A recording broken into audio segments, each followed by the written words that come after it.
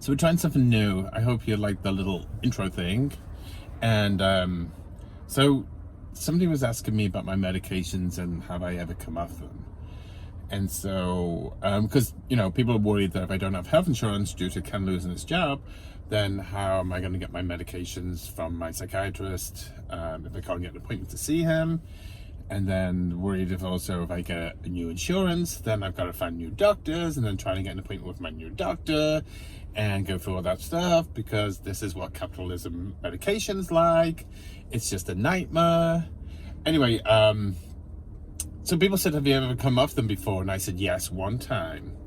And this was probably like 6 years ago. I got it into my head, because that's what we people with mental disorders and bipolar especially, I got it into my head that I was misdiagnosed and that basically I was just sad. So even though I've gone through my whole life like this, I just got this thing in my head that just said, you're misdiagnosed, and I'm sitting in traffic, sorry. So I'm just like looking around. Anyway, I was misdiagnosed and I wanted to come off. So I contacted my psychiatrist at the time and I said, hey, I think you misdiagnosed me. Well, she didn't diagnose me, somebody else did, but I was misdiagnosed and I don't think I'm bipolar, and I think I should come off because the medication's not doing me good. And also a thing that put it into my head was there was a documentary I saw on Netflix, and it was about a guy that basically came off his medications and everything else, and he was going around basically the world looking for shamans and things of trying to help him to make all it natural and get rid of these chemicals that he's putting into his body. So long story short, he kind of came off them all, and he said he felt fine, but the video, he looked terrible. Anyway, so I digress. So back to me, because it's all about me, because I am the shit. I'm sure I can't swear. I'm not allowed to swear. Anyway, so I contacted my psychiatrist and said I want to come off. She said, not a good idea. I don't endorse it or anything. And I said, well, the thing is, I have to come off because I don't want to take this medication anymore.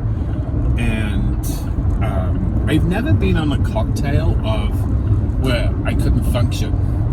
I've never been medicated that I didn't know what's going on. Granted, I have not the highest sex drive in the world because of the medication, but the other side of it is that I could be batshit crazy and masturbating all the time. Well, that's another subject. Anyway, I'm stuck behind this guy that's doing like 2 miles an hour. Anyway, I digress. Okay, I kind of lost subject of where I was going with this. Sorry, some guy who's just driving me freaking nuts. He's in the fast lane and he's doing 35 on the freeway. Anyway, so I said I want to come off, and she said no, and I said, well, I don't asking your permission, I'm just going to tell you I'm going to come off, and I wish that you could teach me or tell me the way that if I'm going to come off, how to do it. So she said, I will do that, but I want you to know that I'm not endorsing it. And I said, okay, granted, I get it, you think it's a bad idea. So I did what she said, and I weaned myself down on all my medications, and I came off. And I felt friggin' amazing. I felt really good. I was clarity.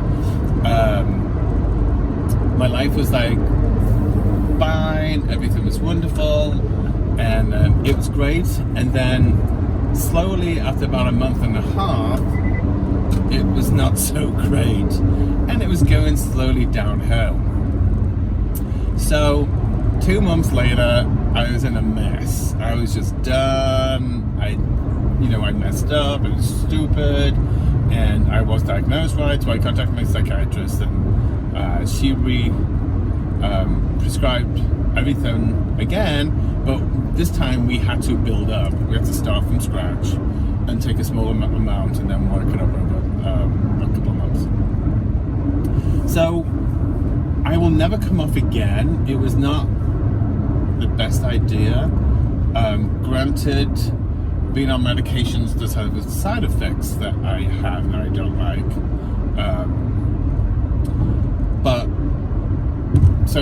The biggest one to me is probably sexual drive. It's not as high as is normal.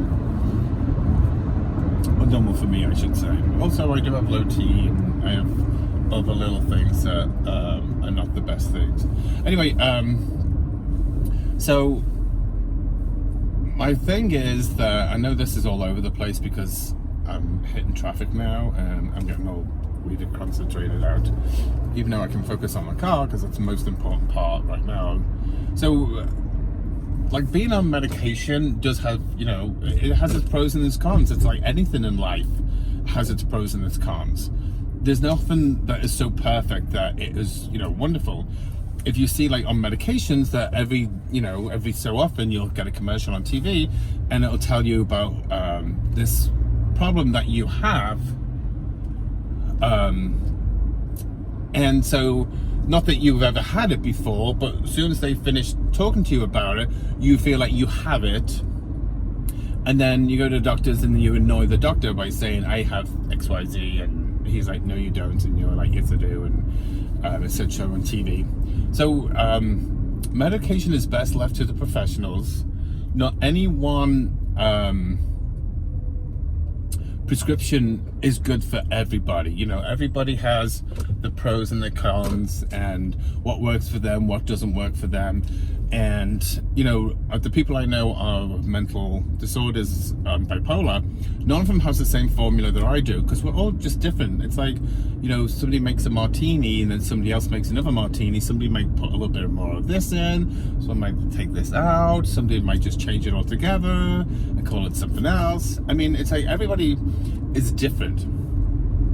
But the thing I was going to go back to was the masturbation thing. So the thing, I don't even know if this is a good topic I should talk about, but everybody masturbates and everybody should, and it's especially for men, they need to, because it helps prevent against prostate cancer, or to have multiple orgasms throughout the week, not necessarily in one go. Anyway, so sometimes when I'm hitting a manic, like a mania, I'm like crazy, like besides shopping, which is one of my senses that says I'm going crazy, is that, and this is probably too much information for people, but I masturbate all the time. Okay, so my sex drive flies through the friggin' roof. And so it's just like, it's one of the side effects of going into manicomania.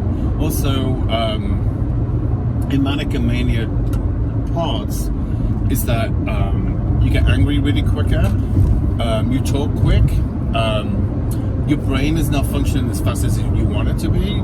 You're trying to get words out, but your brain is not popping them out quick enough, and you aggravate yourself, and it's kind of it's a horrible position to be in. It's just that no matter what you do, it's never good enough, and it's never right, and it's never fast enough, and there's no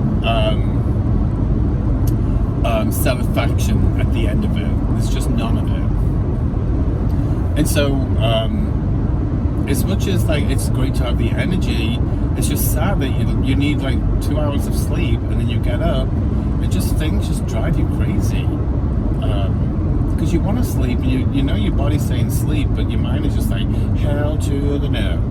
And most people who I know don't know all of this about me, and one thing I like about all my videos that I make, it's very cathartic for me, and I'm being more open, and I'm telling things that people not necessarily don't need to know, but I'm sure don't want to know. But I can't help it, it just comes out. I mean, I would never be a good spy for anybody, because I just can't tell a lie, and I can't keep a secret in, and well, I can keep a secret in for everybody else, but not for myself. But it's like, if somebody asks me questions, and I just can't lie and get away with it. I'm just not good at that part.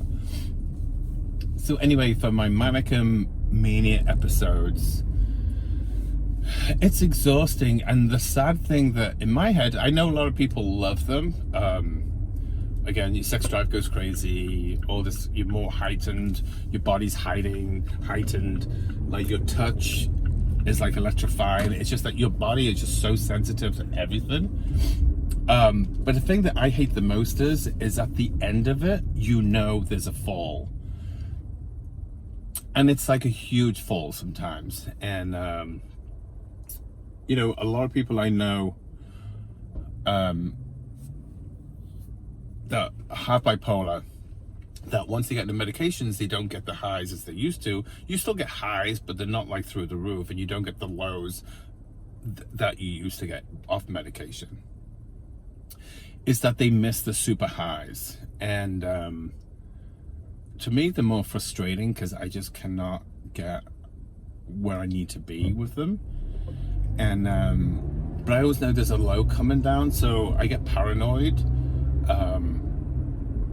about myself, that, you know, the lows come in and it's going to be horrible, and it's going to be hell, and it's going to be a bumpy ride. And, you know, like how I can describe it is like when you're on a roller coaster and your highs is when you're at first thing and you're going up, and it's that adrenaline's kicking in and the excitement is there, and you're just like, you know, what's going to happen, and you go over the edge and you're flying around and it's really exciting, and, you know, there's ups, there's like slight downs, there's twists around, and, you know, there's all this excitement going on, and then you pull in and the brakes hit and your car comes to a stop, and then get out.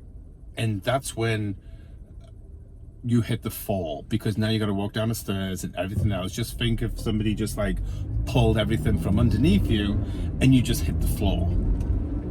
And that's what like going into the low is like. It's just, it's a horrible thing. You know, it's at the end, and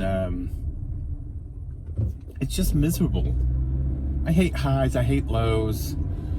I hate masturbating all the time. So I mean, I'm kind of lucky that I never get that much of a high. No, I'm not saying I never masturbate. I will say that because my prostate needs good, and I'm not talking about my life with Ken in this position. Anyway, I'm going to leave it there. So up to now, we talked about highs and lows, coming off medication, and masturbation. This is probably going to be one of my best videos I've done yet. Anyway, I'm just going to take my sunglasses off. There's somebody, I'm turning into a parking lot. And I'm going to go in. And then I want to say goodbye to you all. And open the window.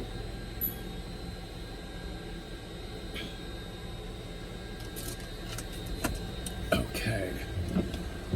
So again, how I would like to say to you all is I appreciate that you listening to me. I feel like you're all my therapists. I love your feedbacks. I like your comments. I like your messages that you send to me. And I love that you share, subscribe, ring a ding a ding a ding a ding, that bell that gives you alerts so that you know that crazy's back in town. And follows and shares and likes and follows, likes, shares, dingling bells, subscribes. Anyway, thank you all. Oops, see, this guy's not even looking. And he's still not looking. And he's a moron.